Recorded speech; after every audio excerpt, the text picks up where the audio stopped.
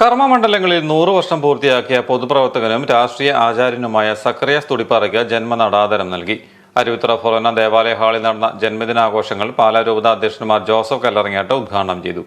ഒരേ സമയം മികച്ച മതാധ്യാപകനും രാഷ്ട്രീയ ഗുരുവുമായിരുന്നു സക്കറിയാസ് തുടിപ്പാറയെന്നും സ്ഥാനമാനങ്ങൾ നേടുന്നതിലല്ല നേതൃത്വ സ്ഥാനങ്ങളിലേക്ക് അർഹരായവരെ എത്തിക്കുന്നതിലായിരുന്നു അദ്ദേഹം ശ്രദ്ധിച്ചതെന്നും ബിഷപ്പ് പറഞ്ഞു.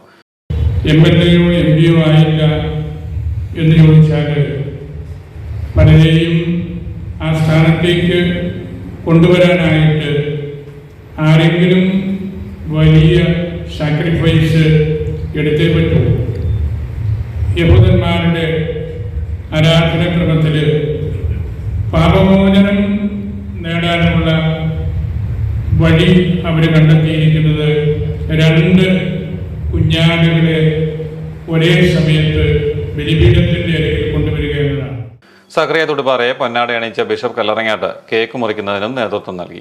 അരുവിത്തറ ഫൊറോന വികാരി സെബാസ്റ്റ്യൻ വെട്ടുകലിൽ അധ്യക്ഷനായിരുന്നു. ചടങ്ങിൽ കോട്ടയം പാർലമെന്റ് അംഗം ഫ്രാൻസിസ് ജോർജ് MP, മുൻ MLA-മാരായ PC George, PC Joseph, Joy Abraham, VJ Joseph തുടങ്ങിയവർ പങ്കെടുത്തു. ഞാൻ സ്കൂൾ വിദ്യാർത്ഥിയായിരുന്ന കാലത്ത് അന്നിവിടെ എൻ്റെ പിതാവ് ഇവിടുത്തെ MLA ആണ്. അരുവിത്തറ ഈ ദേവാലയത്തിലെ പെരുന്നാളുമായി ബന്ധപ്പെട്ട് എന്നെ കൂടെ കൊണ്ടുവരികയുണ്ടായി. എന്നെയും എന്നോട് പോരാൻ പറഞ്ഞു. ഞാനിവിടെ വന്നു. അന്നിവിടെ വന്നിറങ്ങുമ്പോൾ കറിയാച്ചൻ ചേട്ടനാണ് മുൻപിൽ സ്വീകരിക്കാനായിട്ട്. വേറെ കുറേ ആളുകളുണ്ട്, എല്ലാവരെയും ഞാൻ ഓർക്കുന്നില്ല ഇപ്പോൾ. അന്ന് മുതൽ എനിക്ക് വളരെ അടുത്ത് അറിയാവുന്ന വളരെ പ്രിയപ്പെട്ട ജ്യേഷ്ഠ സഹോദരൻ ഞാൻ പറയുന്നത് ശരിയായിരിക്കില്ല, എൻ്റെ അപ്പൻ്റെ പ്രായമുള്ള ആളാണ് അദ്ദേഹം.